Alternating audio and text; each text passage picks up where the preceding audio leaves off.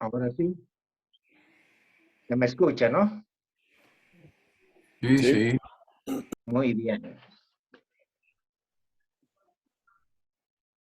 Voy a leer lo que he preparado para introducir este conversatorio. Buenas noches a todos quienes se apuntaron a participar en este conversatorio. Seguro estoy interesados en mejor entender lo que nos está sucediendo a los bolivianos. La sensación que todos tenemos no es de tranquilidad, de paz, de mejoramiento, de bienestar, sino exactamente todo lo contrario. Sensación de profundo malestar, incertidumbre, enemistad. Los hechos que van sucediendo nos dejan con rostro no solamente de sorpresa, sino de enojo. Sí, estamos enojados. Suceden acciones que van más allá de lo razonablemente aceptable. Disculpen si me excedo.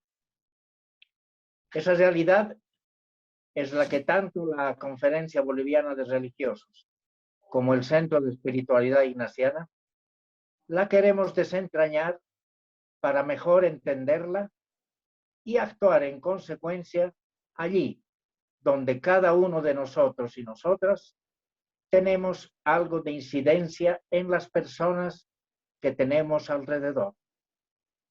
Una de las cosas que debemos transmitir a los otros es esperanza, confianza, pero con explicaciones razonables que ayuden a distensionar nuestro relacionamiento colectivo. Para esta oportunidad hemos invitado a dos personas que por su trayectoria sabemos ayudan a entender la realidad. De ellos esperamos algo de luz para acertar en nuestro diario caminar. Presento a Rafael Puente, seguro ya conocido por casi todos de los que estamos conectados hoy. Presente. Su formación académica va por la filosofía, la teología y la psicopedagogía. Trabajó 7 años en la Fundación Colonia Piraí con niñas y niños sin familia. Fue el primer presidente de la Asamblea de Derechos Humanos de Santa Cruz. Primer director de SICA Santa Cruz. Fue viceministro del régimen interior el año 2006 del Ministerio de Gobierno. Fue prefecto de Cochabamba, hoy diríamos gobernador, el 2008. De 2007 a 2011 fue director de la Escuela Nacional de Formación Política del MAS. Y presento a César Escobar, académicamente agrónomo, docente de la Universidad Mayor de San Simón. Es parte del movimiento de valores indígenas democráticos y ambientalistas, VIDA. Es investigador en Agruco. Es bueno decirlo, es hijo de Filemón Escobar, gran amigo. La modalidad que hoy tendremos será la misma que hicimos la vez anterior. Primero expondrá Rafa su mirada a la realidad actual, la coyuntura, y sugiero unos 45 minutos. Después intervendría César otros 45 minutos. A lo largo de ambas exposiciones, nosotros iremos tomando notas de aquello que nos llamó la atención, para al final, durante 30 minutos, poder compartir nuestras preguntas, nuestras inquietudes, nuestros comentarios. Ruego de verdad dos cosas. No extendernos en nuestra intervención pensando en las demás personas que podrían intervenir. Y segundo, ceñirnos al tema, nuestra realidad sociopolítica actual. Entonces, querido Rafa, tienes la palabra. Con mucho gusto, un saludo cordial a todas y todos los participantes y todos los que nos están siguiendo por televisión.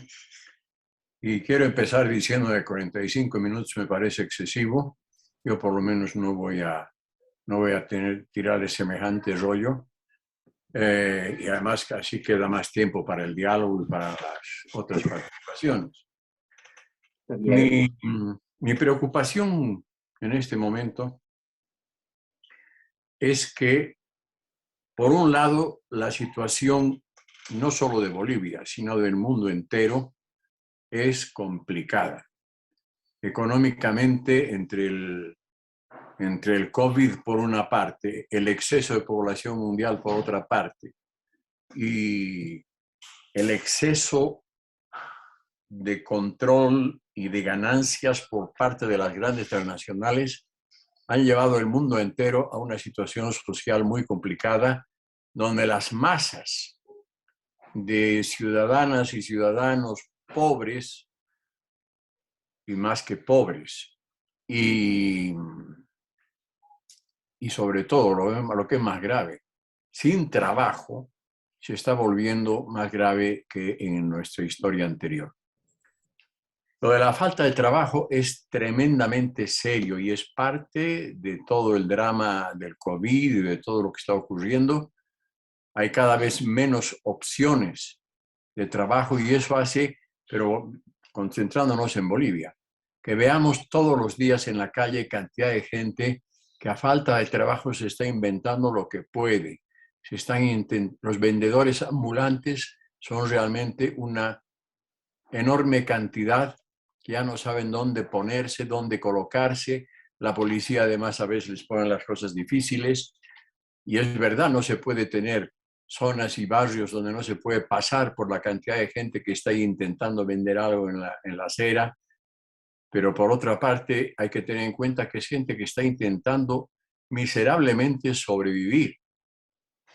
Eso es un drama generalizado que se complica, como digo, con las pandemias y con las nuevas cepas que van saliendo del famoso COVID y todo el miedo,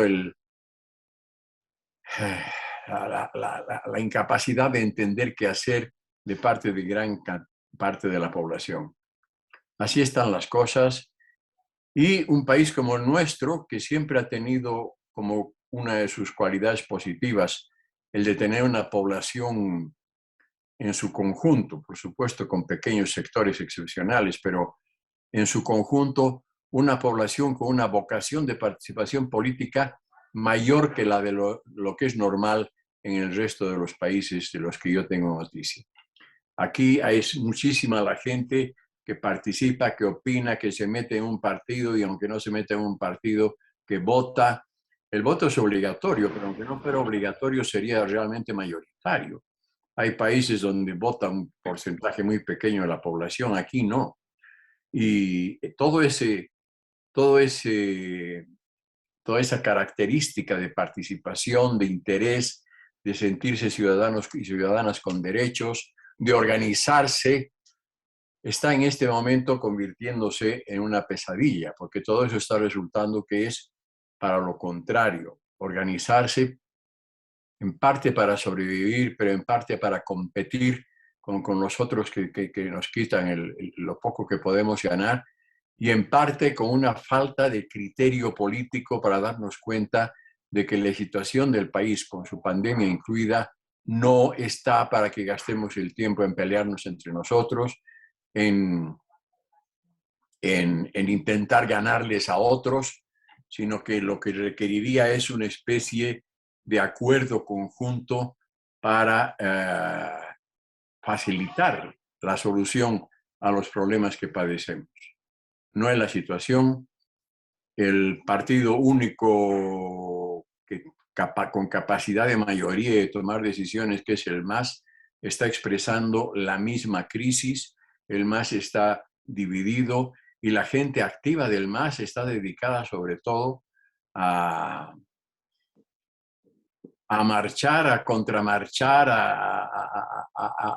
a insultar a otros, a descalificar a los que no están con ellos, a seguir glorificando la imagen de Evo, que es una imagen a estas alturas completamente caduca, y por tanto lo único que hacen es complicar más la situación en vez de mejorarla. Tendríamos que ponernos de acuerdo todos para superar las divergencias políticas e ideológicas locales, regionales, y concentrarnos en una posible, la más cercana posible forma de convivencia, aprovechando lo que todavía tenemos. Ahí está la capacidad de venta de hidrocarburos, por ejemplo, todavía está ahí vigente, no sabemos hasta cuándo. Cosas como esas que nos pueden facilitar acuerdos, pero no es la situación. Los otros partidos que no son el MAS es como si no existieran, no tienen ni ideas, ni línea, ni líderes que valgan la pena, ni representantes, sin ofender a nadie. Pero el Comunidad Ciudadana, que sería probablemente el grupo político con más extensión y más participación, no tienen una línea definida. Carlos Mesa es muy bueno para hablar en público, pero no para dirigir. Ya lo demostró cuando fue presidente y tuvo que renunciar porque no era capaz de tomar las medidas que había que tomar. Y el sindicalismo está desorientado, dedicado a peleas internas y a buscar ventajitas y a buscar cómo yo me libro de toda la crisis, pero no cómo nos libramos en plural todos los ciudadanos del país. La cosa está realmente grave y yo personalmente me siento muy pesimista. No veo indicios de solución. El gobierno no se entera de lo que pasa.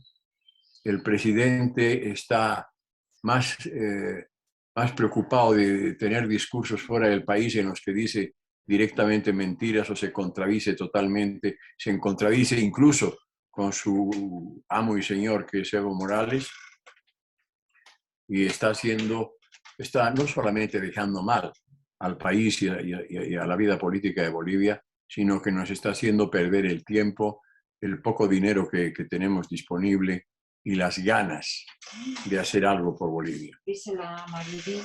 Hola, ¿se escucha? Sí, sí, está muy bien. Sí. Perfectamente. No sé por qué ha llamado la Mariví diciendo que se había desconectado. ¿Ya? Bueno, se habrá chipado ella. ¿Ya? O habrá Está muy sido bien. una desconexión que la ha hecho efecto a ella en su casa, como es Mariví. Bueno, seguimos. Entonces, no es cuestión de insistir e insistir en el mismo tema, pero para mí el gran problema que padecemos es una ausencia de conciencia nacional respecto de lo que pasa y una participación política que sigue siendo elevada, pero sigue siendo elevada ¿para qué? Para pelearnos, para distraernos, para hacernos la vida difícil unos a otros y no para juntar las pocas fuerzas que todavía tenemos en aras de resolver los problemas nacionales. Esto se percibe, bueno, como siempre, uno de los lugares más visibles de la vida pública es el Parlamento, y lo que ha ocurrido en el Parlamento en los últimos tiempos es para llorar. Y si no, que le pregunten a David Choquehuanca, que el pobre ha sido el más interesado en lograr algo que sea lo contrario de lo que está pasando. David ha intentado que nos concentremos todos en las necesidades del país, pero al final él mismo ha acabado tomando partido y maldiciendo a los movimientos sociales de Santa Cruz, que pueden estar exagerando, pueden estar como todos, metiendo la pata y careciendo de la conciencia necesaria, pero que a final de cuentas están respondiendo a su derecho de organización civil en Santa Cruz. Sin negar además que Santa Cruz, a pesar de ser el sitio donde el COVID está haciendo más daño, sigue siendo el departamento con mayor capacidad económica y con mayor capacidad de responder a las necesidades urgentísimas de la población. Ahí están, entre otros, nuestros ingenios azucareros todavía vigentes, pero la actitud fundamental de todos, incluidos los de Santa Cruz también, es una actitud que nos lleva a empeorar la situación y no a mejorar. Y no creo que sea cosa de insistir y de dedicar mucho más tiempo a decir esto, porque tampoco tengo claro qué podemos hacer los que estamos de alguna manera mirando la situación y conscientes de que había que cambiar de línea, pero cambiar de línea en base a qué, confiando en quién. La primera fuerza gubernamental del país, que es el Poder Legislativo, es un desastre. Están dedicados a buscarse mayorías y minorías y a reconciliarse y a pelearse y en el fondo a vivir mejor que el resto de la población. Eso es lo que les interesa, garantizarse su buen sueldo. Y ahí está también metido, con su tremenda jubilación de 23.000 bolivianos, Evo Morales, que había sido en su momento un ejemplo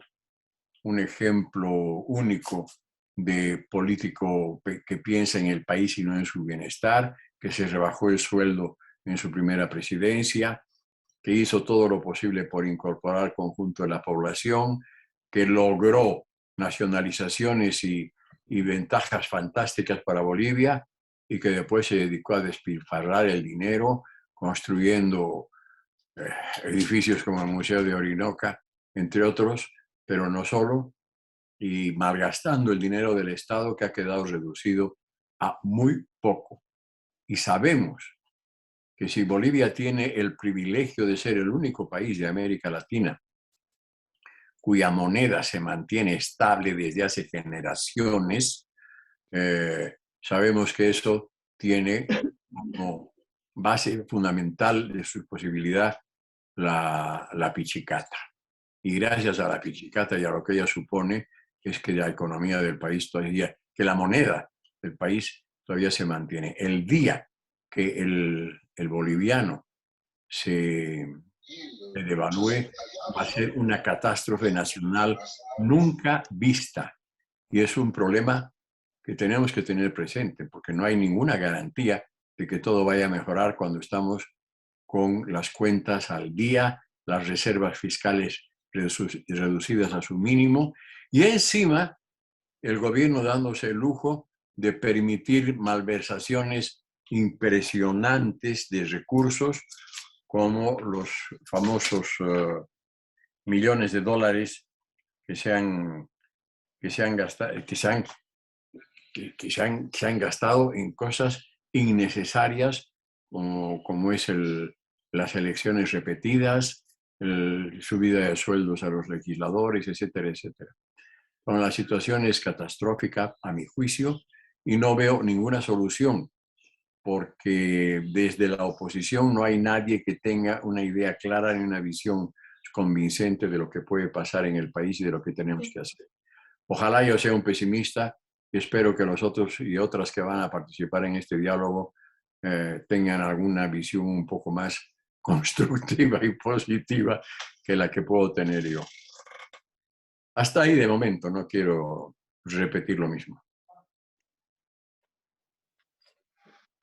Muy bien, Rafa. A ver, supuesto el tiempo que has usado, quizás sería mejor centrarnos ahora en lo que has dicho y que la audiencia pueda preguntar y pueda hacer algún comentario al respecto. Así es. Sí. Entonces tienen la palabra compañeras y compañeros.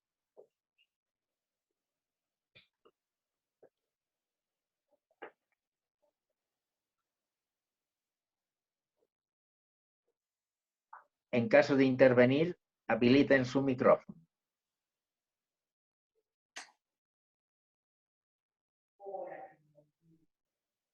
Adelante, Eduardo. A ver, dado la situación, hay un silencio terrible de parte de la oposición y casi de todos. Pero me llama la atención la ausencia del rol de las universidades. Debe ser que ahí están educando la próxima generación para la vida política, etc. ¿Qué opinas del rol de la universidad? Bueno, si me preguntas a mí, lo que tengo que decir es que me parece que aportan muy poco. Claro, mi visión más próxima es la Universidad de San Simón en Cochabamba, que hace mucho tiempo está en una línea deprimente, donde no aportan nada, están concentrados en sus propios problemas institucionales, en ampliar espacios de la universidad, en construir nuevos edificios, y el trabajo del debate interno, donde además las distintas facultades podrían aportar distintos puntos de vista y que en sus momentos siempre fue muy interesante, está reducido en Cochabamba a nada. No pasa nada, la universidad no nos ilumina, todo lo demás nos complica la vida. Entiendo que hay universidades un poco más interesantes, por supuesto la del Alto es interesante, y incluso la Universidad Católica tiene más que aportar que lo que está haciendo la Universidad de San Simón. Y no me meto con las otras que conozco menos, porque sería hablar de memoria. Hasta ahí lo que puedo decir al respecto. Gracias.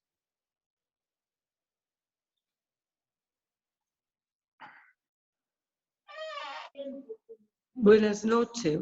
Tengo una pregunta. ¿Cómo es que los movimientos sociales que han sido lo que han formado, que han movido este gobierno, ahora son rechazados y no son reconocidos como una fuerza política más que política social? ¿Qué movimiento, qué grupo, qué sector? Los movimientos sociales, ¿no? Que han Los nacido movimientos sociales en general. Es que son Sí. los propios movimientos sociales los que han perdido el norte y el contenido de su organización. Los movimientos sociales habían jugado siempre un papel muy interesante en Bolivia, ahora están dedicados a obtener ventajas y garantías y seguridades para su propio movimiento y para sus propios fines, y realmente la impresión que hace es que se preocuparan en absoluto para nada del país, porque tendrían que ser los que exigieran a los miembros del gobierno un mínimo de responsabilidad y de seriedad. Pero empezando por el presidente del Estado y terminando en la mayor parte, no quiero generalizar tampoco de manera excesiva, la mayor parte de las autoridades legislativas, municipales y departamentales, no veo que haya una fuerza esperanzadora que nos pueda marcar de alguna manera mejores días para el futuro. Por eso mi visión es muy pesimista en este momento y bueno, no voy a repetir lo mismo. Esa es mi respuesta. Gracias.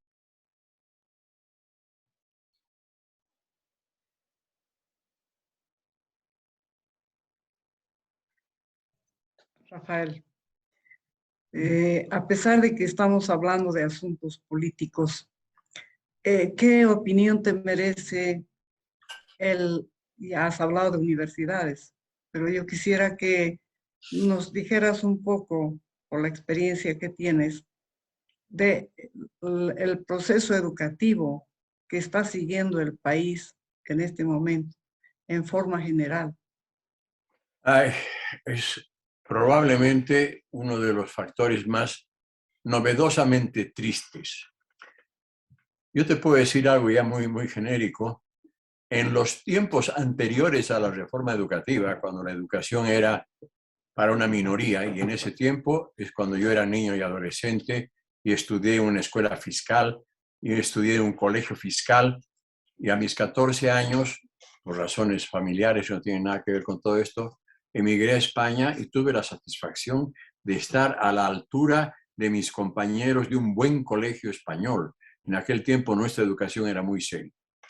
A partir de la reforma educativa se multiplica aceleradamente la oferta educativa que abarca todo el país, se forma a toda velocidad generaciones y generaciones de maestros y maestras, no se tiene el tiempo ni las energías ni la capacidad tampoco de formar a esos maestros y maestras de una manera adecuada, y al final lo que se ha logrado es que nuestro sistema educativo rebaje su calidad a niveles ínfimos y miserables, de tal manera que nuestros bachilleres, yo me atrevo a decirlo, la mayor parte de nuestros bachilleres no merecen ese título, incluyendo a los de muchos colegios particulares. La educación se ha vuelto algo lamentablemente despreciado. Maestros y maestras no son tampoco tenidos en cuenta porque tampoco se lo merecen, pues, y no es que sean culpables, yo no estoy acusando a maestros y maestras, son parte de un sistema que ha perdido la calidad. Y eso ha llegado a su máxima expresión con el nombramiento del ministro Kelka, que acaba de ser tema de escándalo nacional, que empezó a dedicar sus esfuerzos a negociados con libretas escolares y cosas parecidas, que todavía no están todos claros, pero que lo obligaron al gobierno a sacarlo del ministerio. En tiempos anteriores, por lo menos, el Ministerio de Educación, en los primeros años del gobierno de Evo, el Ministerio de Educación, que no estaba a manos de un maestro, era un ministerio respetable y que se hacía respetar y que hacía lo posible por mejorar las cosas. Ahora, en cambio, ha vuelto a lo peor de los tiempos anteriores y el sistema educativo está bajísimo. Si a eso le añades los problemas de la pandemia, de la cantidad de niños y niñas que no están pudiendo asistir personalmente a su escuela, que están teniendo que hacer un aprendizaje, una especie de aprendizaje a distancia, en muchos lugares donde no hay distancias que valgan porque no hay simplemente acceso a la televisión. Yo creo que nuestro sistema educativo, en la realidad de nuestra educación en el país, está pasando por uno de los peores tiempos de toda su historia. Y lo digo sin querer ofender a los maestros y maestras, pero sin preocuparme en absoluto de ofender al ministro Kelka, que no ha hecho más que decepcionar a todo el mundo y mostrar que está detrás de otras cosas que no tienen nada que ver con la educación de la población y con la formación de maestros y maestras. Hasta ahí mi opinión, que tal vez sea excesiva. Víctor, ¿puede hablar? Avanti, avanti. A ver, Rafa, tanto Camacho como Evo nos han hablado de federalismo. ¿Qué es esto? ¿A dónde van? ¿Es pura superficialidad o crees que hay algo detrás? Yo creo que es pura superficialidad. Yo no creo que haya nada serio. Evo ha perdido el control de su propia visión política y lo único que hace es aspirar a seguir siendo importante, a seguir siendo consultado. El actual presidente hace lo posible por mantener esa especie de hipotético liderazgo de un Evo al que se quiere volver a elegir presidente cuando termine el periodo del actual, pero que no tiene ya nada nuevo, diferente que aportar a la vida del país. Entonces, de ahí no hay nada que esperar y el actual presidente está mostrando una creciente desorientación que lo lleva incluso a hacer afirmaciones internacionales insostenibles y a olvidarse de cuáles son los problemas reales del país y las necesidades que en este momento nos están agobiando. Lamentablemente, ese es mi criterio.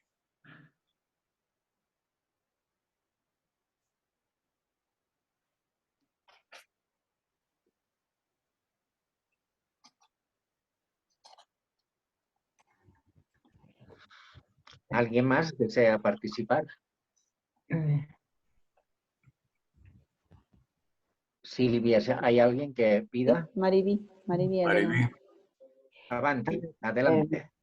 Rafa, cuando te escucho con tanto pesimismo, ¿qué sientes tú? O sea, ¿qué tendríamos que hacer nosotros en este mundo tan tremendamente atravesado que nos toca vivir? ¿Cuál sería nuestra actitud? Porque tampoco, ¿cierto?, con la negatividad, algo tenemos que hacer. Por un lado, ese es mi cuestionamiento al escucharte, ¿no? Segunda cosa, a nivel de América Latina, las izquierdas, ¿no es cierto?, están queriendo ahí, venga, hacernos entender que va a seguir siendo la mejor. Y viendo la realidad nuestra tan pesimista, ¿en qué nivel nosotros estamos de todos los países, así como Nicaragua, Cuba, Venezuela? ¿En qué nivel está Bolivia a nivel político, como izquierda? Claro, si nos comparamos con Nicaragua, por supuesto, eso podría servirnos de consuelo. Y de paso, hay que anotar la increíble actitud de Evo Morales, que se dedica a darle su apoyo desde lejos al presidente de Nicaragua, que ha traicionado todas las esperanzas de su pueblo y se ha vuelto un dictadorzuelo miserable, después de haber sido un guerrillero respetable y al que todos en su momento habíamos apoyado mucho.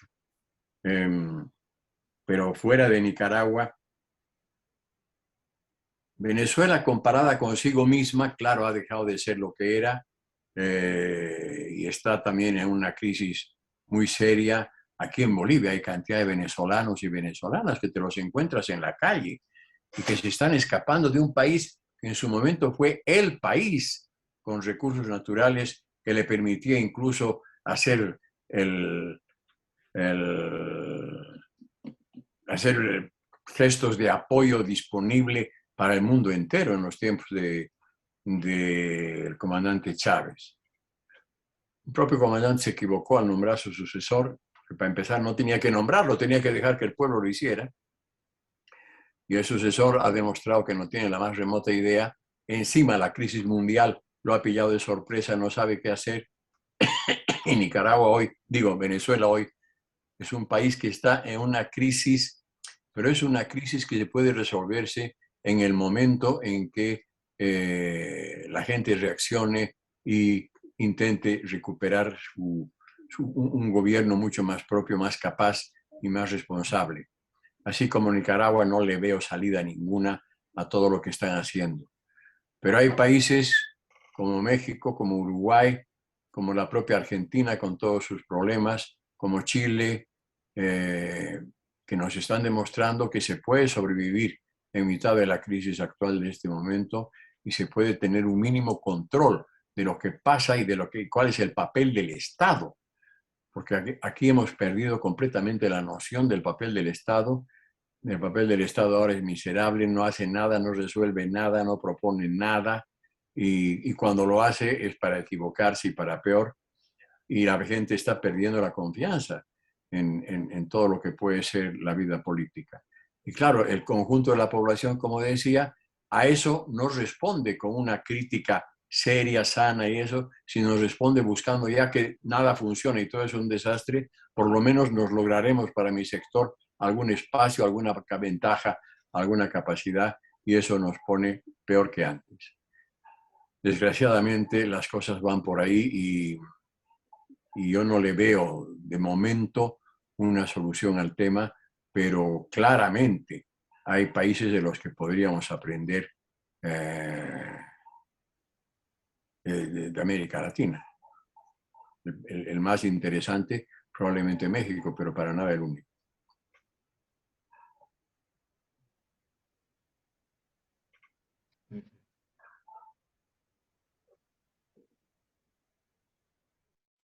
Creo que podemos continuar, Lito. Muy bien. Agradecido, querido Rafa. Agradecidos.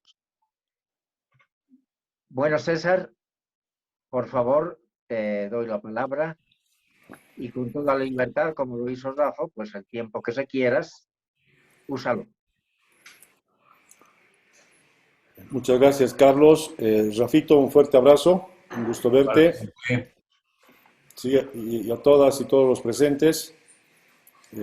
Para mí es un honor, un placer, como siempre ya le había dicho a Mariví, que me inviten a este tipo de espacios, porque entiendo que es un grupo de gente que está permanentemente pensando lo que pasa en nuestro país, ¿no? Y lo hace y está aquí por convicción. por ganas de realmente compartir un poco puntos de vista para ver, como decía Carlos al inicio, qué se puede hacer en términos de orientación hacia nuestros propios grupos y al conjunto de la sociedad. Mariví, lamento decirte que comparto absolutamente el pesimismo de Rafa. Es realmente una situación muy complicada, ¿no? Y vamos un poco repasando esta situación porque estamos hablando de la coyuntura política en el país. El primero es referente a las cuestiones económicas. Voy a ir puntualizando cosas que ya ha dicho Rafa. Por ejemplo, la disminución de las reservas internacionales netas. Hace 2 meses la planta procesadora de azúcar en Bermejo se ha quejado porque le han dejado 2,5 millones de toneladas de caña sin procesar, porque no había gas. Han tenido que priorizar la exportación al abastecimiento del mercado interno, en este caso a las fábricas, porque les sale más barato perjudicar a una empresa local que pagar multas a la Argentina por no abastecer de los volúmenes de gas. El CETLA hace unos 15 días ha publicado cómo ha decaído la calidad del empleo urbano de los asalariados, en términos de horas de trabajo, en términos de derechos laborales, ¿no? Seguramente vinculado a la pandemia, ni duda cabe. Pero no se olviden que estamos desde el año 2014 ya arrastrando un deterioro de la situación económica en el país, por el tema de la disminución de las reservas del gas, por el tema de no haber podido diversificar nuestra base económica. Lo único que voy a disentir con Rafa es que, recuerdan, cuando llega la marcha a La Paz, el presidente Luis Arce hace referencia a la disminución del precio de la coca. Así como nos entra papa y cebolla peruana, porque es más barata y tienen tecnologías de mejor producción, nos está entrando coca del Perú, porque es más barata, sea para el consumo urbano o sea para el procesamiento de narcotráfico.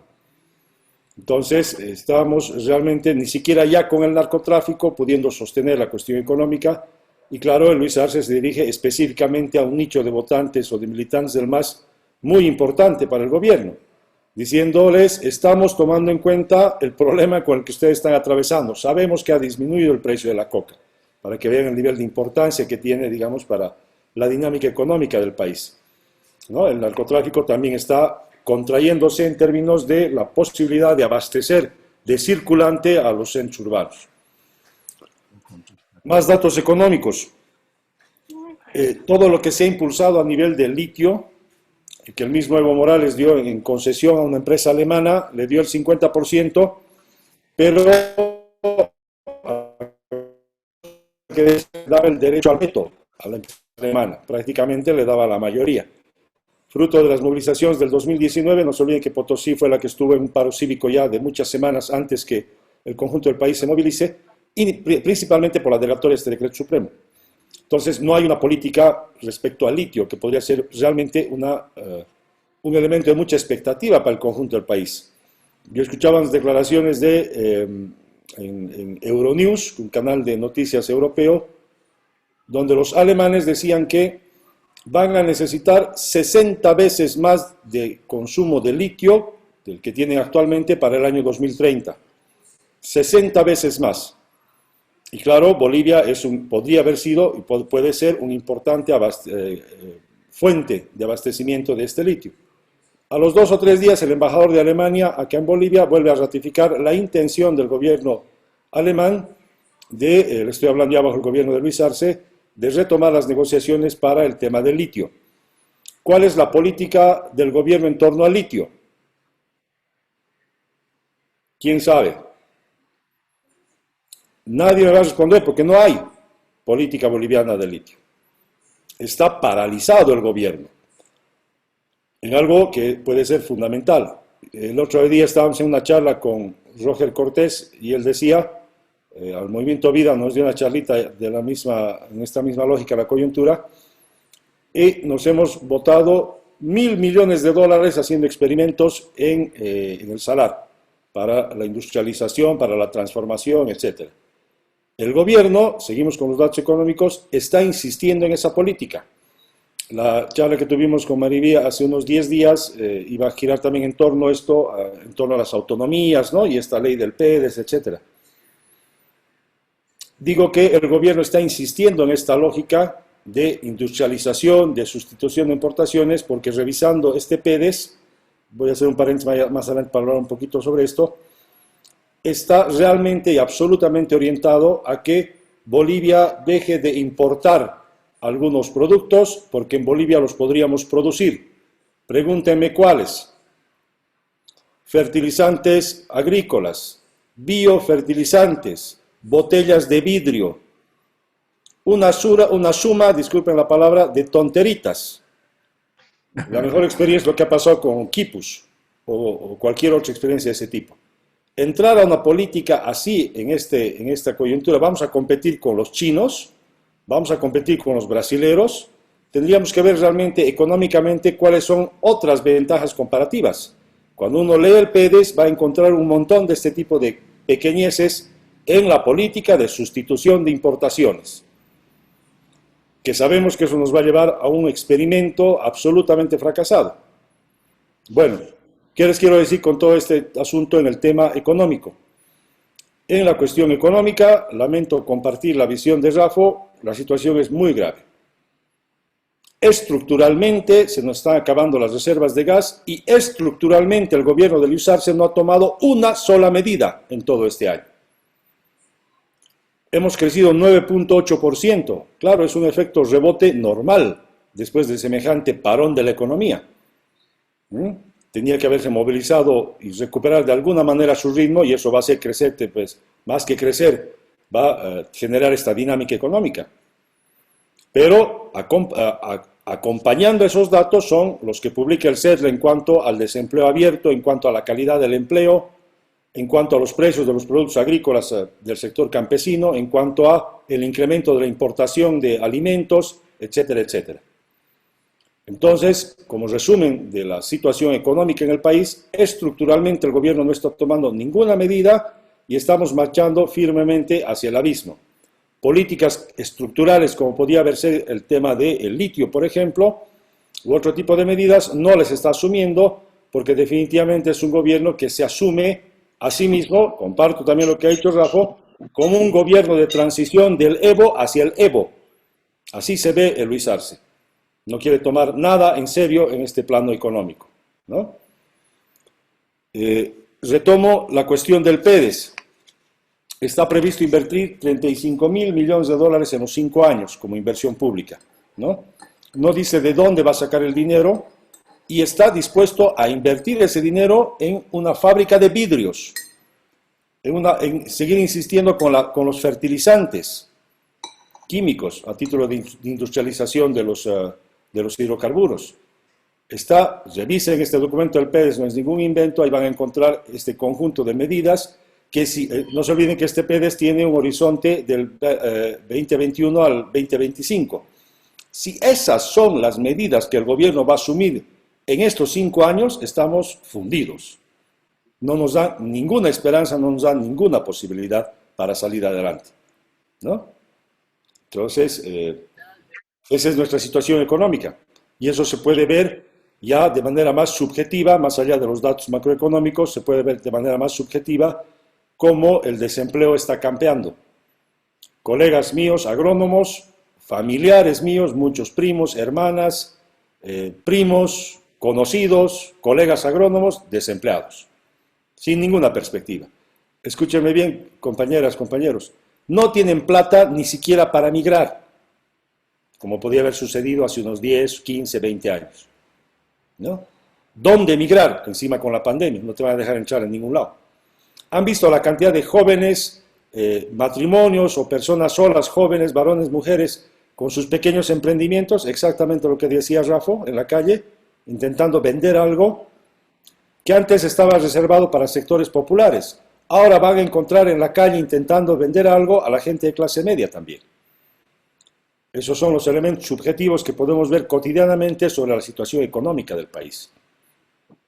¿Por qué ganó Luis Arce las elecciones del 2020? Más allá que Rosario Baptista diga que ha habido fraude, monumental o pequeño, no importa. Porque la gente, después de la desestabilización política que hemos sufrido, optó por puerto seguro, y eso era lo económico. Comparto otra vez con Rafa de que no hay alternativas al masismo en ninguno de los planos, ni en el modelo económico, ni en el modelo político, ni en qué hacer con la cuestión indígena, ni qué hacer con las cuestiones ambientales. De esa manera, la gente, al ver este mar de confusión, pues se agarró de alguien que, bajo la propia propaganda del MAS, era el mejor ministro de Economía, y claro, cualquiera es bueno cuando tienes opulencia, ¿no?, de dinero. Ahora lo estamos viendo en escasez, cómo está trabajando. Lo primero que ha hecho ha sido prestarse $350 millones del BID para pagar bonos. ¿No? Ese es nuestro mágico ministro de Economía, ahora presidente. Entonces, el conjunto de esta base votante del MAS, que le permitió el 55% alisarse, era por la cuestión económica, definitivamente, ¿no? Mantener cierto nivel de estabilidad. Tuvimos una charla similar con Carlos Hugo Molina hace unos 2 meses más o menos, y claro, él, como está seguramente suscrito a algunos medios de comunicación que no publican abiertamente encuestas, simplemente te dan algunas luces nada más, tienes que estar suscrito para poder recibir la encuesta completa, decía que lo siguiente: el 60% se reclamaba contra el gobierno, ¿no?, abiertamente, contra el MAS. Un 40% se reclamaba a favor del proceso de cambio, 40% a favor del MAS. Hace un mes, como les digo, 2 meses seguramente la encuesta. Escuchen bien, pero esto, 40% a favor del MAS, 80% en contra de que Evo pueda ser candidato. Así que la mitad de los masistas no quieren verlo al Evo como candidato. Y eso también me consta, porque tengo muchos amigos masistas por aquí y por allá, y veo cuál fue su reacción. Muchos sectores, como ustedes saben, yo fui candidato a diputado por Comunidad Ciudadana, en las elecciones del 2019, Mesa contra Evo, importantes sectores masistas me apoyaron como candidato a diputado. 2020, Evo ya no es candidato, esos mismos sectores los veía en la esquina haciendo campaña para el MAS otra vez. Entonces, redondeo este tema diciendo de que la gente puso mucha esperanza en la posibilidad de estabilidad económica, pero todos los datos nos dicen que no va a haber tal. Yo no soy economista, no manejo mayores elementos, pero también en otra charla de coyuntura con Javier Gómez, director del CETLA, nos decía un poco lo que Rafa ha dicho en torno a el tipo de cambio de la moneda, ¿no? Está artificialmente bajo el dólar en nuestro país, y eso cualquier rato va a estallar, ¿no? Entonces, igualmente pesimista en la situación económica. No hay temas estructurales a futuro, ni de parte del MAS, ni de parte de la oposición, que debería estar duchamente mostrando el gobierno de cómo salir adelante del plan político. Ahí yo voy ligando a lo político, y el referencia que les hacía a la cuestión electoral. Finalmente, en lo político, decía una de las preguntas también de nuestros compañeros sobre los movimientos sociales, conociéndolos un poco desde dentro. Yo me acuerdo una vez estaba volviendo por un asunto laboral del sur de Potosí, estaba por Cucho Ingenio, y por Caizadé había un bloqueo de los campesinos, bloqueando contra la contaminación del río de las cooperativas mineras. Ambos sectores, estoy hablando hace unos 5 años, tremendamente masistas. A ver, ¿cuál más masista? ¿El sector campesino potosino o los cooperativistas mineros? Con intereses en la práctica absolutamente contrapuestos. La contaminación de las aguas y por tanto de las tierras agrícolas, fruto de la minería, dicen, escuchando Herbol algunas tardes en este enlace o de programas mineros, sobre todo por la contaminación del río, de la cuenca del río Pocuata, como la actividad de los cooperativistas depredadora, a diferencia de lo que había sido la Comibol con sus lagunas de lixiviación, un poco para paliar, un uso mucho más intensivo de algunos químicos de parte de los cooperativistas en todos estos últimos años después de la relocalización, ha provocado un incremento de la contaminación de la actividad minera, de las aguas. Salen los campesinos a quejarse de estos niveles de contaminación. Ustedes ya deben saber, los oncólogos dicen que donde mayor incidencia de cáncer, de leucemia en niños hay, es aguas abajo de centros mineros o en el Chapare. en el Chapare el uso excesivo de químicos, inclusive glifosato para fumigar la coca, glifosato para fumigar la yuca. El glifosato es el herbicida que se usa en la soya transgénica, que en la Argentina han empezado los gastroenterólogos a sostener que podría ser, es proporcional el incremento del uso del glifosato en la agricultura con el incremento de la celiaquía y de las alergias a todos esos problemas estomacales, ¿no? Eso fumiga en el Chapare, eso se lixivia, se mete por el suelo, llega a las fuentes de agua y las guavas están tomando esa agua. Es obviamente posible el incremento, o las zonas más cancerígenas sean campesinos, niños regados con agua de las minas o niños del Chapare. Intereses, por tanto, absolutamente contrapuestos entre los cooperativistas y los campesinos, pero ambos del MAS, ¿no? Esa contraposición, esa contradicción se va a ir agrandando, vuelvo al tema económico, ante la situación económica. Ustedes, si supieran la pelea interna que hay en Cochabamba a nivel de la Federación de Campesinos, se están peleando los centavos que le está quedando a la gobernación para hacer su PTDI en los siguientes 5 años. Y la primera reacción es, ya basta, 14 años de invertir en el Chapare, cuando en la región andina, cuando en el cono sur, etcétera, etcétera. Las contradicciones se están exacerbando por el tema económico. No se puede explicar de otra forma la presencia de los gremialistas en la calle contra la ley, no sé qué tantos. La presencia de los transportistas. Y así eso va a ser una bola de nieve, porque no hay nada estructural a la vista. Las contradicciones dentro del mismo bloque popular, si queremos llamar dentro del MAS, antes pegado contra una oposición y pegado por la opulencia económica, va naturalmente a resquebrajarse, ¿no? Esa es la importancia de la cuestión económica en la coyuntura política. Pero no va a haber una sustitución de un gobierno masista en la medida en que no exista una alternativa política al MAS, organizativa, una alternativa programática, ¿verdad? Porque, aquí voy a hacer un paréntesis, la posibilidad de sustituir políticamente al MAS viene necesariamente del viejo léxico de la izquierda o de la centroizquierda, no viene de la derecha como alternativa. Y aquí viene el paréntesis, a menos que se venga un proceso de crisis económica tal que sea preferible, como fue el año 85 con el Víctor Paz o el Banzer, sea preferible cualquiera de estos a estos ñatos que nos están matando de hambre y todo lo que huela a ellos. ¿Entiende? Esa sería la única posibilidad donde un partido de derecha podría posicionarse como una alternativa al MAS en medio de una tremenda crisis económica. Si las cosas se mantienen como hasta ahora, la pelea va a ser entre partidos de izquierda, de centro izquierda, más o menos. Como el gobierno sabe muy bien eso, es que se ha encargado de liquidar a cualquier oposición de izquierda dentro del gobierno o dentro del país.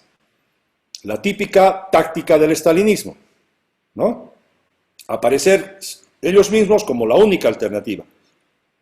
La dejan a la Eva Copa un tiempito, al Felipe Quispe o a su hijo, perdón, del Felipe Quispe, pero han visto a la Eva Copa y al gobernador de La Paz discursivamente vuelven al MAS. Tienen sus diferencias, pero vuelven y vuelven. Y así va a ser la tendencia, hasta que no se forje una alternativa al MAS. Eso ya entrando en el plano político. Otro elemento que llamaba la atención, el Roger Cortés, también les comparto, es que, de acuerdo, no hay oposición al MAS. El Roger Cortés decía, la mitad de la culpa de lo que pasa en el país la tiene la oposición. En su momento el Tuto, en su momento el Doria Medina, en su momento el Carlos Mesa, ¿no? Mientras no exista una alternativa que sustituya al MAS, el MAS va a seguir ahí, a menos que se venda una crisis económica muy fuerte. ¿Y saben qué decía Roger Cortés? Muy bien, está bien ese análisis. ¿El MAS tiene línea política? Tampoco. Cumplió con su agenda de la Asamblea Constituyente, todo lindo, discursivamente la constitución política más avanzada en lo social, en el reconocimiento de los derechos indígenas, en el reconocimiento de los derechos de la madre tierra, etcétera, etcétera, etcétera, y no generó un solo instrumento de gestión para aplicar esa constitución política del Estado. ¿Qué es una política pública? 4 cosas. Lo ideológico, que lo vuelves normativa. En Bolivia se volvió Constitución Política del Estado y las leyes, ley de la madre tierra, ley del espía, ley de las autonomías. Pero con esas dos cosas de ideología y ley nomás no funciona la cosa. Tercero, instrumentos de gestión. ¿Cómo aplicas tu normativa? Que está reflejando tu visión ideológica. Cuarto, ¿tienes plata para hacerlo? Entonces, en Bolivia, además de lo declarativo, que nos quedamos en los dos primeros pasos, no hay política pública en nada, ni salud, ni en educación, ni en el tema indígena, ni en el tema ambiental, ni en el tema económico. Vuelvo a la pregunta, ¿el MAS tiene línea política? Y el Roger Cortés decía, hay un reconocimiento que parece que pasó desapercibido, y la verdad tampoco me enteré. Además, por salud mental ya no lo escucho al García Linera, pero el García Linera había dicho en una entrevista en un medio argentino que había que reconocer nomás que ahorita el MAS no tiene línea política. Bueno, seguramente piensa que con él había, ¿no? Y como él ya no está, ahora el MAS no tiene línea política. Pero eso se puede ver claramente en todos los ámbitos, en lo discursivo, en lo errático del mismo David Choquehuanca. Un día es conciliador, otro día es más radical que todos, ¿no? Así, una confusión absoluta, es porque no tienes línea política, eso es claro. Que puedes verlo, digamos, en elementos subjetivos, pero se puede ver de una manera absolutamente objetiva en lo que es el PEDES. Ahí está reflejado, escrito de puño y letra, lo que piensan hacer. Ese es su programa, de su línea política. Es un chascho absolutamente contradictorio, insuficiente, ¿no? Un plan mínimamente te va a trazarte objetivos, indicadores estratégicos, indicadores de gestión, presupuestos. No tiene absolutamente nada de eso. Es un listado de transformar la planta de vidrio y no sé qué, ¿no? Entonces, así como estamos en crisis en la oposición, también hay una crisis tremenda a nivel del gobierno por esta ausencia de cuál es ahora su proyecto estratégico, cuáles son las medidas estructurales que piensa tomar en lo económico, etcétera, etcétera. Perdido. ¿Ya? Y ahí poner dos paréntesis también. 3. El primero. ¿A alguien se le habrá pasado por la cabeza pedir realmente la caída del Luis Arce en las movilizaciones que había recientemente? A nadie. Es absurdo. ¿Alguien realmente querrá eso? Pero un segundito voy a poner mi batería, se me está acabando la computadora. Y yo les decía a algunos compañeros de para qué radicalizar cualquier movilización, porque la sociedad que lo derrumbó al Evo y esa capacidad de movilización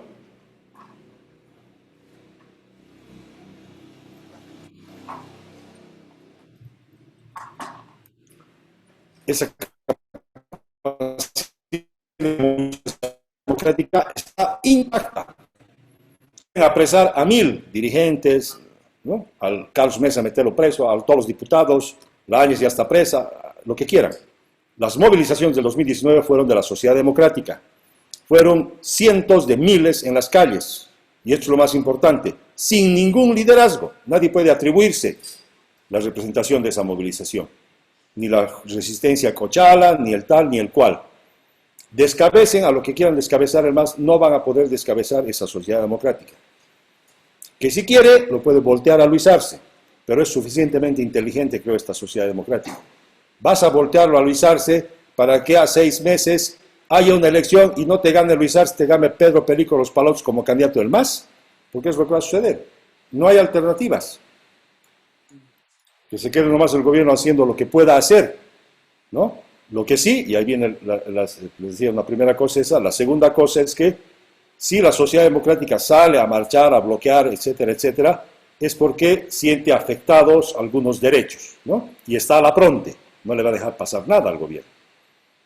Pero tampoco tiene intención de derrocarlo, pero sí a la pronte, a la defensiva, y va a demostrar su fuerza cada vez que se lo provoque.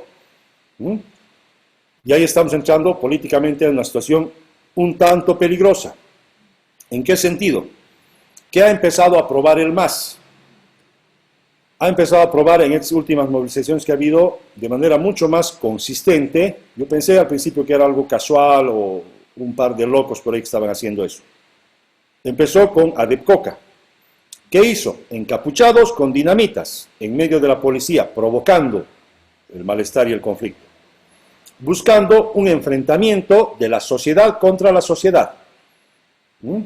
Lo que intentaron hacer en Potosí. Luego pasaron el dato de que el gobernador de Potosí mandó, por decir, 200 buses a las zonas rurales para traer gente para el día que estaba proclamado el paro cívico en Potosí. Le estoy hablando de hace 2 o 3 meses, un poco menos. De los 200 buses, 4 volvieron con gente. El resto la gente no quiso subirse, porque no es tonta tampoco. El movimiento campesino no tiene un pelo de tonto. Hay provocadores y los dejaron solos. De esa manera, claro, se hicieron sacudir en la ciudad de Potosí los pocos que fueron.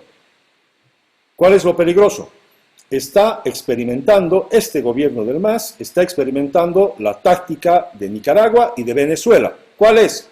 ¿El ejército y la policía contra la sociedad? No, sociedad contra sociedad. Eso ha empezado a experimentar el gobierno, de cómo le podría ir, porque sabe que en el fondo no puede confiar ni en el ejército ni en la policía. Acaban de demostrarle en el 2019 finalmente de qué lado están, y no están con el MAS. Entonces, para defenderse, está empezando a impulsar estos grupos de choque, que eso, acompañada de una posición política del gobierno autoritaria, de una posición de acallar medios de comunicación. ¿Qué ha dicho el Evo? Se están pasando de la raya, no sé qué ha dicho, están colmando la paciencia, algo así ha dicho a medios de comunicación. Esa lógica de copamiento de la sociedad, eliminar la relación Estado y sociedad, porque todos somos Estado. Y finalmente tener a la sociedad organizada militarmente en la calle se llama fascismo. Y eso es a lo que está caminando este gobierno, intuitivamente, para preservarse en el poder. Eso es lo que hay que alertar de lo que podría estar sucediendo políticamente. Mientras tanto, nadie se le ocurre crear seriamente ninguna alternativa. El tercer paréntesis, para cerrar el tema político, coincido también plenamente con Rafa, de que este debate federalismo, autonomías, es chafa, como se dice, ¿no? Absurdo, caído de no sé dónde, para ver si nos distraemos un poco. Porque ese no es el tema ahorita en nuestro país. Aquí el tema en nuestro país es la cuestión económica, es los derechos políticos, las libertades democráticas, el tema de la salud, ¿no? En lo económico, obviamente, lo que también ha dicho Rafa, el tema del empleo. Puedes ser pobre pero con trabajo. Lo peor es ser pobre y sin trabajo. O no eres pobre pero tampoco tienes trabajo, estás condenado a la pobreza a mediano plazo. Y el acto psicológico tremendo de ser desempleado, de levantarte a la mañana y no saber dónde mierda vas a ir a buscar un ingreso para tu familia. Es preferible levantarse a las 6 de la mañana a sabiendo que tienes un trabajo que aunque te vayan a pagar 2.000 pesos es pues un mínimo de ingreso. La afectación psicológica de lo que está viviendo el conjunto del país. Entonces, bueno, eso para cerrar el tema político. En lo social, ya había adelantado algunos elementos de que este gobierno del MAS es un bloque social ya cada vez más heterogéneo, con intereses contrapuestos, que la bonanza económica, la ausencia o el fin de la bonanza económica va a empezar a aflorar las contradicciones que hay en este bloque hegemónico hasta el momento.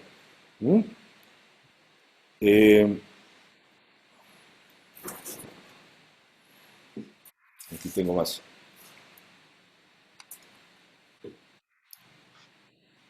Y voy a ir cerrando con lo siguiente, que son un poco más de inquietudes que me surgieron a raíz de las preguntas que le hicieron a Rafa. Ahorita nosotros como universidad, yo trabajo en la Facultad de Agronomía, hemos estado 5 años haciendo investigaciones de PTDI, sistemas de vida, todo eso con la Universidad de Bruselas. Entonces, ahora como está el gobierno implementando su nuevo PDS y sus PTDIs, nos ha buscado la gobernación. A mí que me importa que sea el MAS o quien sea el que esté en la gobernación. A mí lo que me interesa es ver cómo podemos ayudar desde la universidad a los sectores más marginados de nuestro departamento, que es básicamente el sector campesino indígena. Hemos tenido años de bonanza y la situación en las áreas rurales, lo único que ha cambiado es la cantidad de coliseos con techo azul nada más. El sistema productivo, riego, marginalidad sigue absolutamente igual. Y si hay gente en la gobernación que quiere ayudar un poco a este sector, pues con todo gusto, y ese es el rol nuestro como universidad. ¿En qué sentido? Nos interesa, y hemos estado haciendo trabajos de investigación, en el ánimo de hacer incidencia política, en el ánimo de hacer incidencia social, a diferencia de las universidades europeas, donde haces investigación para publicar en una revista científica y pavonearte de haber publicado en tal o cual lugar. A nosotros como universidad nos interesa la incidencia política y la incidencia social. Por tanto, si la gobernación nos pide apoyo en ver cómo podríamos hacer un mejor sistema de planificación, pues con muchísimo gusto, ¿no? Y ahí estamos viendo un poco esta realidad a nivel de departamental también, y lo hacemos en un plano absolutamente autonómico además, por decisión nuestra, nadie nos obliga a hacer aquello. Pero, les decía como una provocación a lo que decían a Rafa, justamente hoy día la Federación Universitaria de Docentes saca una convocatoria a asamblea de los docentes. ¿Por qué? Ya no tiene plata la universidad para pagar los sueldos de noviembre, diciembre ni el aguinaldo. Ya nos han dicho que no nos van a pagar porque no hay plata. ¿Qué ha hecho el gobierno? Ha hecho un plan de regularización financiera, no sé qué, que nos pueden dar 50 millones de bolivianos a cambio de cumplir una serie de requisitos. ¿Qué está haciendo la universidad? Lejos de salir a la calle a pedir el presupuesto que le corresponda, se está sentando a negociar. Se está sentando a ver si el palazo va a ser con fierro o con madera nomás, ¿no? No piensa evitar el palazo. Y claro, tampoco tiene autoridad moral para hacerlo ahorita. La universidad se ha vuelto un antro de compadrerío, de parientes que trabajan en la universidad como docentes o administrativos sin el menor mérito académico, ¿no? Entonces, si no tienes moral suficiente para salir a la calle a pedir lo que te corresponde por derecho, ¿no? No te queda otra que sentarte a negociar y claro, te estás rifando la autonomía.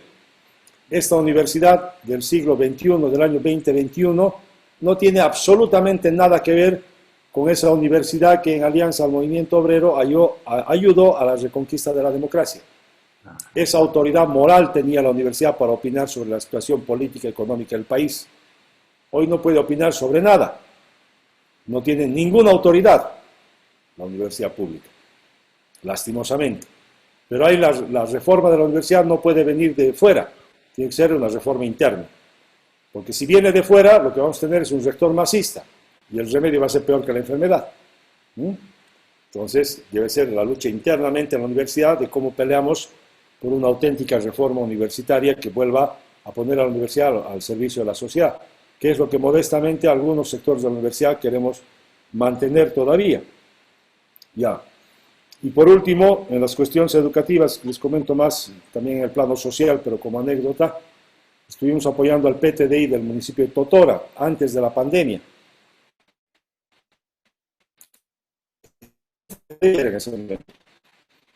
Y resulta que, por ejemplo, el nivel de cobertura y de infraestructura educativa en índices llega al 0,86. 0 es lo más bajo y 1 es lo óptimo. Está en los 0,86, es decir, 86%, por decir. Buenísimo, ¿no? Se ha invertido en infraestructura, hay la cobertura, el bono Juancito Pinto hace que los chicos vayan al colegio, perfecto. Siguiente pregunta, ¿cuál es su percepción de la calidad educativa? Cobertura en educación y todo lo formal de la educación, 86%. Calidad educativa, non si ser docente universitario ni analista en los temas educativos. ¿Sabe qué dice la gente? 3% en calidad educativa. Antes de la pandemia, ¿cuánto estará ahorita? Se da cuenta la gente, el común, el campesino indígena que tal vez no sabe ni leer ni escribir, que la educación de los chicos es un desastre, por más que la escuela sea linda. Ahí no está el tema, ¿no? Y ustedes saben, creo la mayoría vinculados a temas educativos, la importancia de la calidad de la formación, el compromiso del maestro y otros elementos que también coincido plenamente con lo que Rafa había dicho. Ahora sí termino con esto. Claro, ¿qué cosa vamos a conocer objetivamente la calidad educativa en Bolivia si hace más de 10 años que nos hemos retirado de los sistemas de medición de calidad académica? Porque queríamos crear un sistema propio de calidad académica, de medir la calidad, porque el otro era colonial, occidental, etcétera, etcétera. Ahora nos hemos quedado ni con el colonial, ni con el occidental, y tampoco tenemos uno propio. O sea, que estamos andando a tientas en el tema educativo, ¿no? Son esas cosas que quería compartir con ustedes respecto a lo que, como les he ido mencionando fuentes, lo que un grupo de compañeros hemos estado pensando y hablando sobre la coyuntura de nuestro país, ¿no? Muchas gracias. Muy amable, César, muy amable, ¿eh? Nos han dado un poquito de luz a lo que está pasando. Ahora, claro, esta luz es bastante triste. Y la coincidencia de ustedes dos en el pesimismo también creo que se ha reflejado en esa cosita que he escrito. Sí, sí, esto es un sentir profundo de la población. Lo siente, lo siente. Bueno, amén. Tienen la palabra, compañeras, compañeros.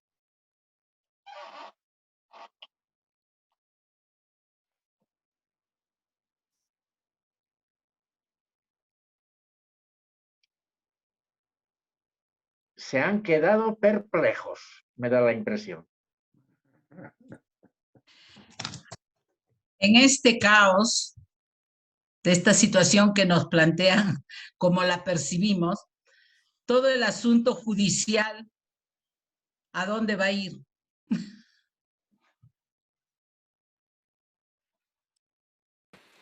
Si yo fuera... Se anima. Miren, la justicia tiene que investigar lo que ha pasado en Sacaba y Sencata, más allá de lo que uno personalmente pueda entender o haber visto, tiene que investigarse eso. Tiene que investigarse lo que ha dicho el GIE, ¿no? Ese grupo de expertos internacionales. Tanto las violaciones a derechos en el gobierno del Evo como en el gobierno del Áñez. Delitos, no solo violaciones a derechos, delitos cometidos por ambos gobiernos, etcétera, etcétera, etcétera. Eso no va a suceder mientras tengas una justicia en que el fiscal de Tarija renuncia diciendo que él no va a aceptar presiones políticas y al día siguiente nombran de fiscal a una ex ministra del Evo, por si a alguien le quedaba duda de lo que piensan hacer con la justicia. ¿A esa justicia vamos a ir a pedir justicia? No. Si yo fuera diputado, lo primero que haría es meterme en huelga de hambre para que aprueben una ley, y les aseguro que me apoyaría el conjunto de la sociedad, y hasta realmente valdría la pena morirse de hambre por eso. Que se adelanten las elecciones judiciales, que están previstas recién para el 2023, si no me equivoco, que el Parlamento elija por 2/3, ni siquiera al mejor abogado, por lo menos a un abogado decente, y no al tipejo que tenemos ahorita de fiscal general, por 2/3, que es lo que manda la ley. Que se renueve el Poder Judicial y que se elija un fiscal por 2/3, como manda la ley. ¿Por qué habría que poner esa esperanza en el Parlamento? Porque luego los que aparecen en la papeleta, que luego vamos a votar y claro, ganan con el 12-13%, los que ahorita están en los máximos tribunales de la justicia en Bolivia, constitucional, agroambiental, Supremo de Justicia, etc. Los que aparecen en la papeleta deben ser seleccionados por 2/3 en el Parlamento. Ahorita el MAS ya no tiene 2/3. Se puede presionar para que todos los que queremos justicia en Bolivia se renueve de manera inmediata. Y al ministro de Justicia le puedes terminar haciendo hablar este mismo discurso. Ahí va una luz de esperanza, creo, una acción política muy concreta que deberíamos poder asumir, absolutamente factible, y quién podría decentemente negarse a algo así. Que los que están manejando en este momento la justicia declaren acéfalos sus cargos y que vayamos a un nuevo proceso de selección, por suerte ahora sí bajo 2/3, y la elección de un nuevo fiscal. Esa puede ser una alternativa, creo, absolutamente factible.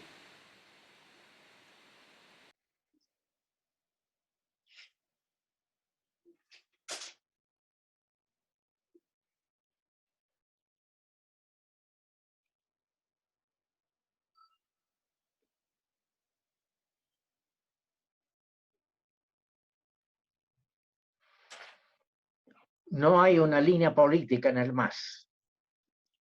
No hay un plan de gobierno serio, consistente, etcétera, etcétera, etcétera, que es lo que ustedes nos han transmitido.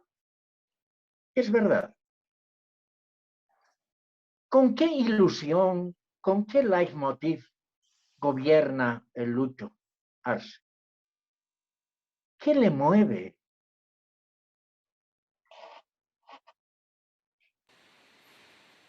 Si han estado escuchándole sus discursos, nunca hay referencias a lo que podría ser Bolivia en el futuro. Siempre hay referencias a lo que les puede cohesionar a ellos en el gobierno. Y eso es el anti, ¿no? Anti-Camba, anti la derecha, anti-pititas, anti. Ese es su discurso que les permite una cohesión interna.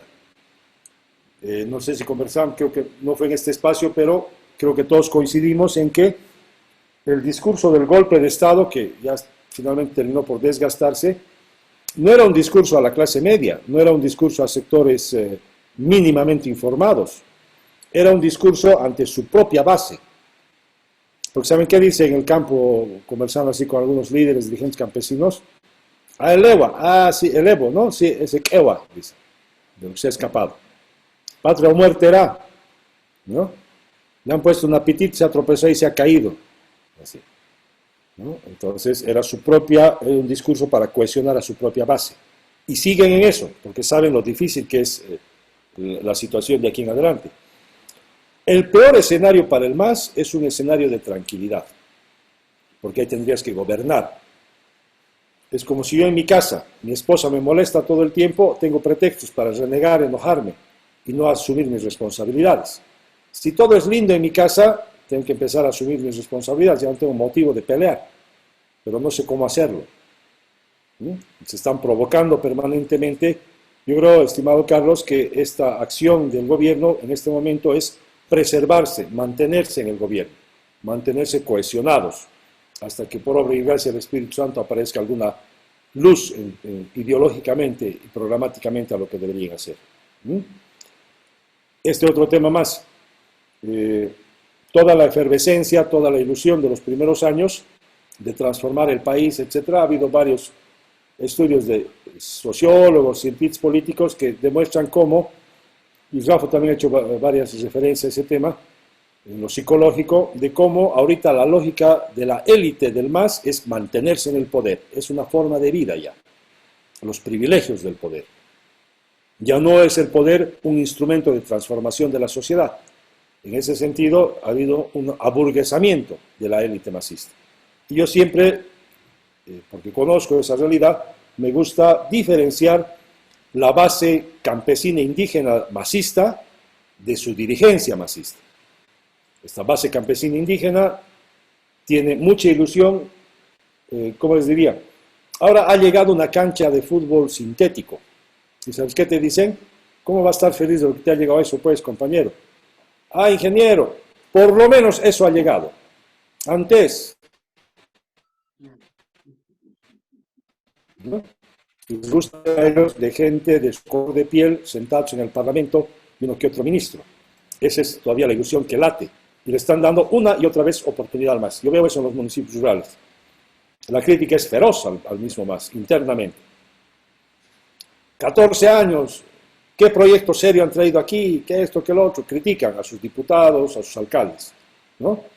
Pero el momento de plantearles una alternativa, ¡zas!, aparece otra vez el discurso. La derecha, golpista, racista, y los cohesionan otra vez, porque no hay alternativas. Entonces, en resumen, la base masista, campesina, indígena y de los sectores populares, tiene la ilusión de que algo se puede hacer por ellos todavía, porque los que antes estaban no han hecho nada. ¿Tienen alguna duda? Mírenle al Murillo, que en tan pocos meses semejante acto de corrupción estaba cometiendo. Les han reforzado ese discurso de que el MAS es la única alternativa para ellos. Y desde la cúpula masista, lo que les mueve, estimado Carlos, es mantenerse en el poder cohesionando a su base, ¿no? Ese es mi punto de vista, por lo menos. Es coherente. Completamente de acuerdo.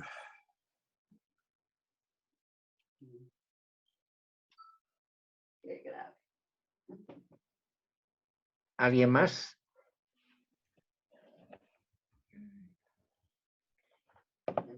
Mariví. Adelante. Cuando escucho tus reflexiones, César, a mí me impresiona la capacidad de autocrítica, de reflexión en todos los niveles, ¿no? Política, económica, social. Y realmente uno dice, ¿no? ¿Cómo motivar a la gente joven a que tenga conciencia? Porque eso también ha bajado absolutamente, ¿no? Entonces, ¿qué trabajar? ¿Cómo hacer conciencia? Esa es mi preocupación, porque tampoco uno va a ser tan derrotista, ¿no? Tiene que ser desde la iglesia, desde nuestra fe. Nosotros tenemos también otra fuerza interna que a pesar de todo sigues apostando. Entonces sí que me gustaría también, tú que andas en el mundo universitario, cómo tomar conciencia de esa gente joven, porque también ha bajado un montón su capacidad de liderazgo, de protesta, no solamente de San Simón, en general todos están apagados. Esa es mi preocupación fuerte de cara al futuro, para poder resistir y plantear otra manera de vivir aquí en el país. Yo no me acuerdo la cita de un filósofo de hace 2000 años que dio todos los vicios de la juventud, y claro, cuando uno leía podía estar pensando que era la Bolivia del siglo XX, ¿no? Pero era un retrato de la juventud de hace 2000 años. De estos niveles de desinterés, claro. Yo creo que hubo una época dorada, si se quiere, en los años 60, en los años 70, ¿no?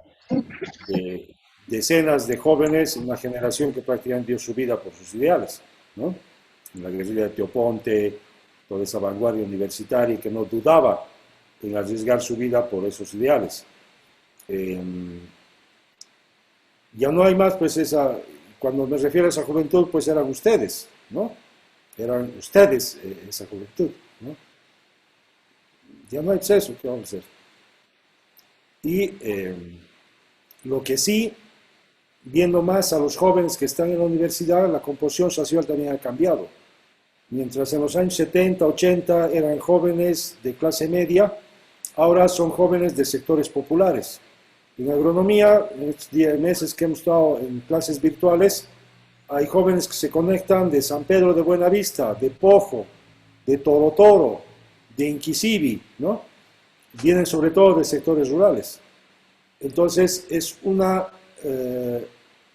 generación, yo diría, con legítimas aspiraciones de crecimiento económico, de salir de la marginalidad económica y de la marginalidad social. Ese es su horizonte ahorita. Ese es su compromiso, digamos, ¿no? Yo soy docente de la materia de sociología rural, de segundo semestre, y siempre hago las encuestitas para conocer un poco las inquietudes al inicio del semestre de por qué están estudiando agronomía.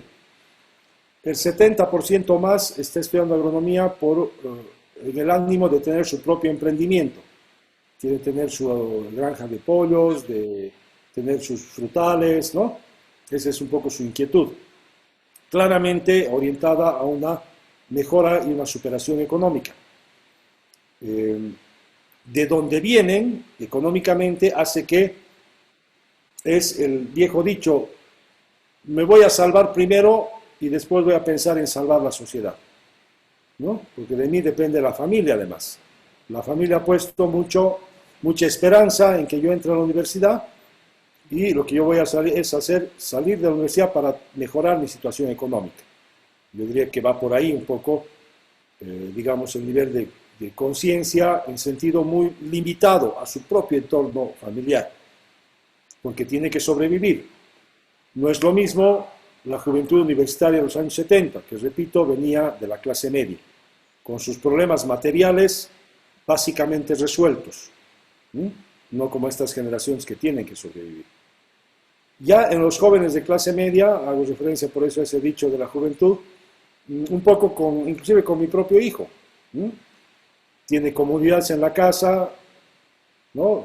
Obviamente no tiene ninguna dificultad en alimentación, en salud, etc.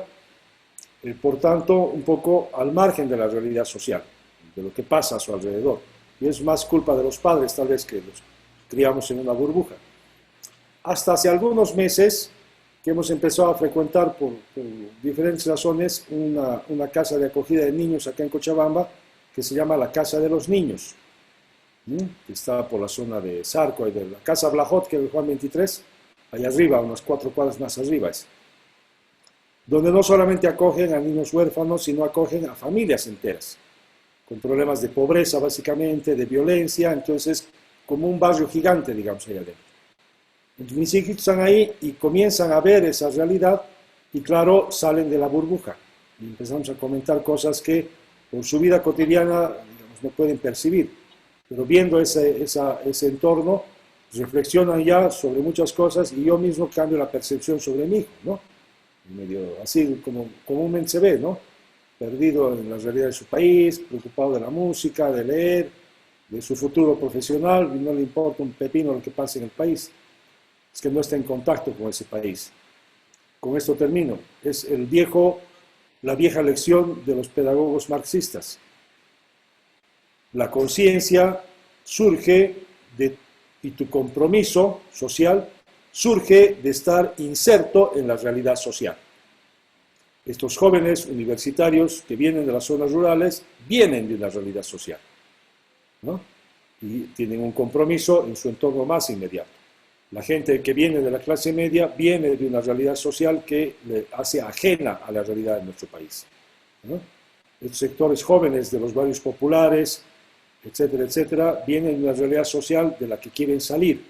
El problema es que desde mi punto de vista, equivocando el camino. No salimos de este empantanamiento que estamos como sociedad de manera individual. Vamos a superar nuestros problemas solo y de manera colectiva, de manera social, no de manera individual. Todos queremos salir de donde estamos, solos no lo vamos a hacer. Lo hacemos socialmente, colectivamente. Ajá. Quiero decir que estoy completamente de acuerdo con todo lo que ha dicho César, que está además mucho más en condiciones de edad y de desarrollo mental de hacer una visión mucho más profunda de lo que yo personalmente puedo hacer. Y me alegra muchísimo haberlo escuchado y estar tan a la altura de ser el hijo de mi viejo inolvidable mejor amigo, Filemón Escobar. Gracias, Rafito.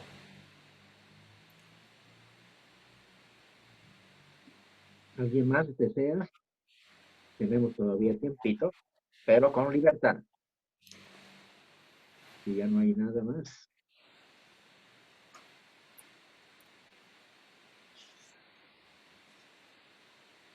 A ver, yo algo, a partir de la preocupación de Maribí, porque lo he pensado, y escribí algo de eso en la introducción.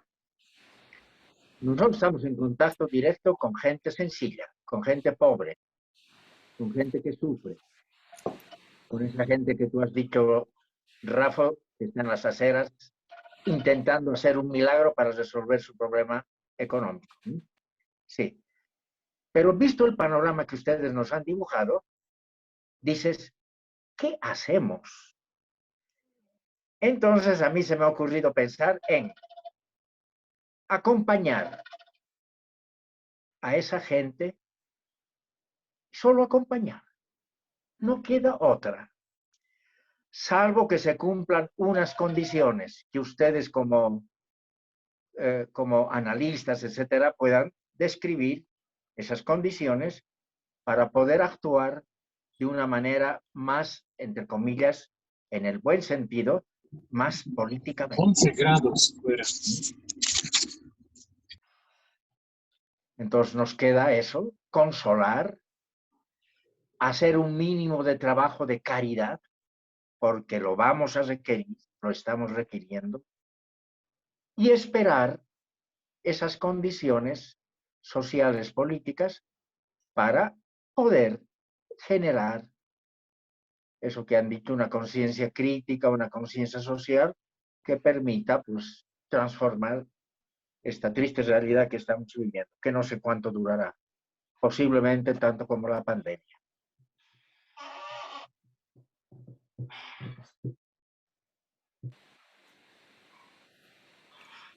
En nuestro país, permíteme un comentario, Carlos, en nuestro país hoy diciembre del 2021, ser demócrata es tremendamente revolucionario. Respetar la opinión del otro y no imponerla, ser demócrata es tremendamente revolucionario en estas lógicas autoritarias en las que estamos. Y el rol que ustedes cumplen, de la misma manera, estimadas compañeras, compañeros, el ser solidario en una situación en la que estamos también es tremendamente revolucionario. No es una tarea menor. Todas estas acciones de solidaridad que se emprenden en lo cotidiano. Sin sobrevivir lo cotidiano no vamos a tener ningún futuro. Podemos tener lindas ideas estratégicas, pero no, si no sobrevivimos al hoy no hay nada.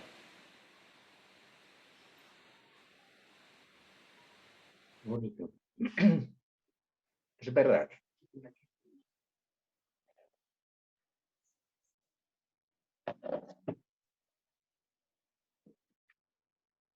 Ese silencio también es elocuente, porque transmite algo. Sí.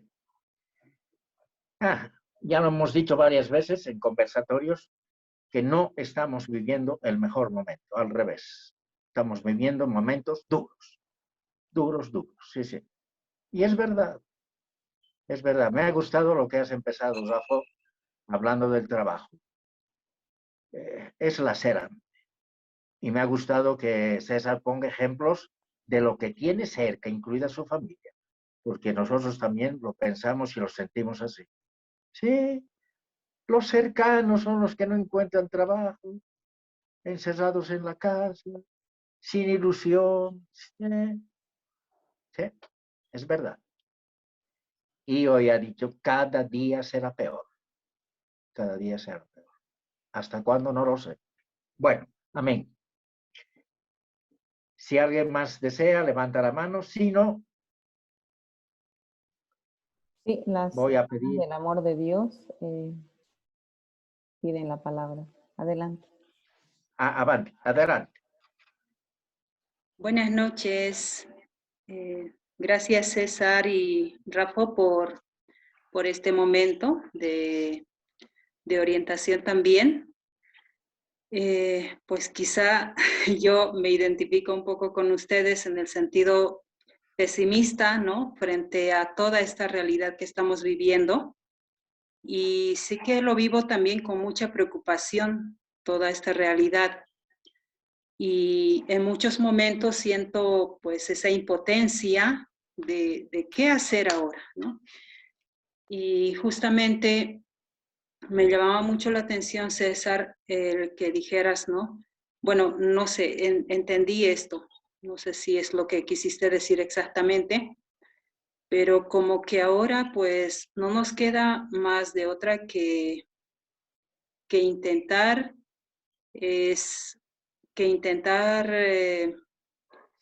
estar, podríamos decir, quizá, no sé, lo he entendido así como sin ser activos, ¿no? En todo esto, en el sentido de, por ejemplo, cuando dijiste de asumir el gobierno que tenemos, si bien es cierto, pues no vamos a, no sé, precisamente querer ahora un cambio de gobierno, pero sí, ¿qué hacer? ¿No? Es mi pregunta. Quizá lo que Carlos decía hace un momento, de acompañar, de apoyar, de la solidaridad, ¿no? Con quienes estamos en las diferentes misiones. Pero en mí hay todavía como esa inquietud de qué más hacer, ¿no? Y justamente, César, me recordabas a tu padre, un hombre muy activo, lo admiro en ese sentido, que ha sido muy, sí, activo y comprometido en el momento que le ha tocado vivir, ¿no? Y creo que pues para mí también es una inspiración, ¿no? A no quedarme solamente a ver lo que pasa o a quedarme solamente estando, ¿no? en este momento. Pienso que hay que hacer algo más. Y aquí tiene mucho que ver también la conciencias, los valores, ¿no? Con los que estamos educando a los niños, a los adolescentes, jóvenes, a quienes estamos acompañando, a las familias que estamos acompañando. Y el deseo de vivir en esto que proclamamos desde el Evangelio, ¿no? De la solidaridad, la verdad, la justicia. Y creo que ese tiene que ser como nuestra mayor proclamación ahora frente a tanta injusticia, frente a tanta falsedad que hay y tantas cosas más que se pueden decir, ¿no? Entonces, por ahí me parece que tenemos que ser activos y bueno, no sé si algo más, por ahí mi pregunta también, ¿no? ¿Qué hacer hoy? No solamente estar o quedarse, ¿no? O dejar que la corriente te lleve, sino qué hacer. Muchas gracias. Marcos Recolón se enfocó al padre Javier, ¿no? Seguro. Sí, padre Javierito. Hermana, hay tres cosas bien importantes. ¿Qué hacer? Ya que me estira la lengua, le voy a decir la verdad. Hay que construir la alternativa política al MAS. Eso es lo que hay que hacer, ¿no? No vamos a conseguir nada derrocándolo al Luis Arce. ¿Para qué? ¿Para que otro nos vuelva a ganar la elección, otro masista? Hay que construir la alternativa política al MAS, la alternativa programática, que es un poco lo que estamos intentando hacer ahora, ¿no? En elementos fundamentales, en lo que hace al modelo económico, en lo que hace a la generación para luego la redistribución de la riqueza. Les decía, en el modelo político, en las acciones democráticas. ¿Qué hacer en las cuestiones ambientales? ¿No? ¿Qué hacer en la cuestión indígena, que es un tema no resuelto en Bolivia, a pesar de ser un Estado plurinacional? O lo que acaba de suceder con la marcha indígena en Santa Cruz, cooptada por algunos sectores conservadores en Santa Cruz y otros honestamente intentando hacer algo, pero recibieron la absoluta indiferencia del gobierno. O esos son menos indígenas que los indígenas del altiplano. El tema indígena en nuestro país no está resuelto. El tema del racismo en nuestro país no está resuelto. De uno y de otro lado. ¿Cuál es la alternativa al exacerbamiento del racismo y de la exclusión social que ha impulsado el MAS? Hay que generar esa alternativa política, hay que construirla en estos planos, en el político, en el económico, en el social, en la cuestión indígena, en la cuestión ambiental. Eso es lo que hay que hacer, no hay una mirada pasiva a lo que está sucediendo. Precisamente la mejor forma de entender lo que está pasando, de intentar hacer algo por el país, es sincerar. Aquí no se trata de que la alternativa al MAS sea una juntucha de toda la oposición para ganarle por un voto la elección. Eso no nos lleva a ningún lado. Eso no es construir alternativa política. Puede ser una alternativa electoral, pero tiene una vida limitada, una capacidad de construir algo limitado, ¿no? Yo creo que esa es la tarea a la que debemos emprender. Y ahí, yo les decía, en el viejo léxico puede ser la izquierda o la centroizquierda. Y ahí lo que hay que preguntarnos todos los que estamos interesados en la realidad social de nuestro país, ¿qué vamos a hacer en la cuestión ambiental? ¿Eso es ser de izquierda o ser de derecha? La preservación de nuestro entorno natural.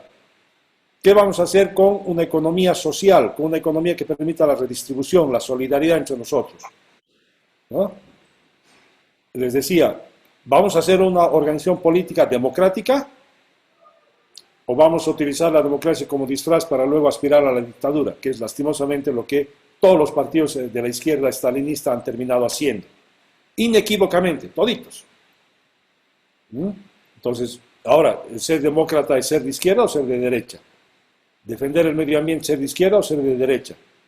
¿Defender plenamente los derechos de los indígenas es ser de izquierda o ser de derecha? Esas cosas tenemos que sentarnos a discutir para la construcción de la alternativa política. Ese es mi punto de vista de lo que habría que hacer. Lo otro, en el sentido de que haremos algo, haremos un nuevo frente electoral, saldremos a la calle a bloquear contra el gobierno, no nos lleva a nada, hay que construir la alternativa política. Y ahí, con todo cariño y respeto a todos ustedes, son pues nuestra inspiración. El Marcos Recolons, el Rafa Puente, ¿no? El Carlos de la Riva, toda esa generación que ha dado tanto por nuestro país. El Javier, que estaba por ahí hace un momento, ¿no? Lo que dicen siempre las novelas y las películas, ¿no? Nosotros, estas generaciones, somos lo que ustedes han sido. Somos lo que son nuestros ancestros. Entonces, ya que me preguntaba la hermana, gente como ustedes son clave, y lo voy a decir sin pelos en la lengua, para la construcción de la alternativa política. Porque su único interés es de ustedes la sociedad, no hay ningún interés por atrás. Tienen que ayudar a construir esta alternativa política. Cambio.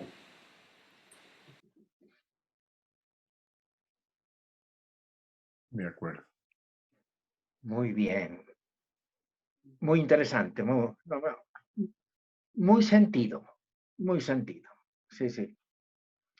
Bueno, me dicen que iremos terminando y de parte mía, querido César, querido Rafa, muy agradecidos, muy agradecidos. Sí, sí. Mira, algo más o casi 2 horitas de escucharlos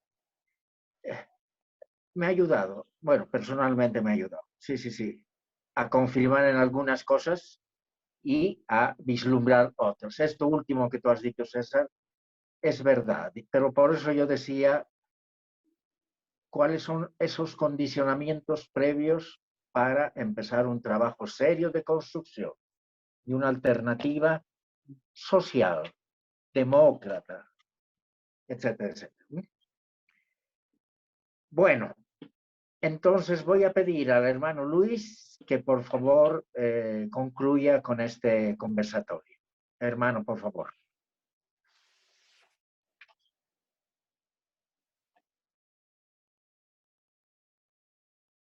¿Quién es el hermano Luis?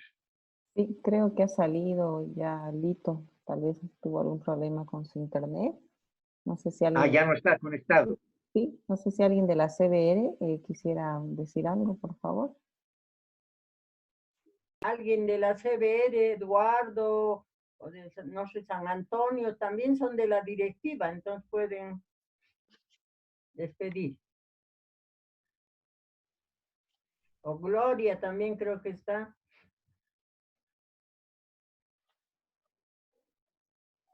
Y bueno, simplemente a decir muchas gracias. Sí, ha sido un momento importante y honesto. Eso es lo que estoy captando. Y me encanta el camino, porque una gran parte de la vida religiosa está en educación. Y eso es el camino que estoy captando para el futuro. Así que muchísimas gracias a Rafael y a César. Gracias de mi parte a todos también. Bueno, un abrazo, Rafito, César, que estén bien, muy agradecidos. Muchas, muchas gracias, de verdad. Un gusto, abrazos a todos, muchas gracias. Gracias, que sea hasta pronto. Vale. Rafito.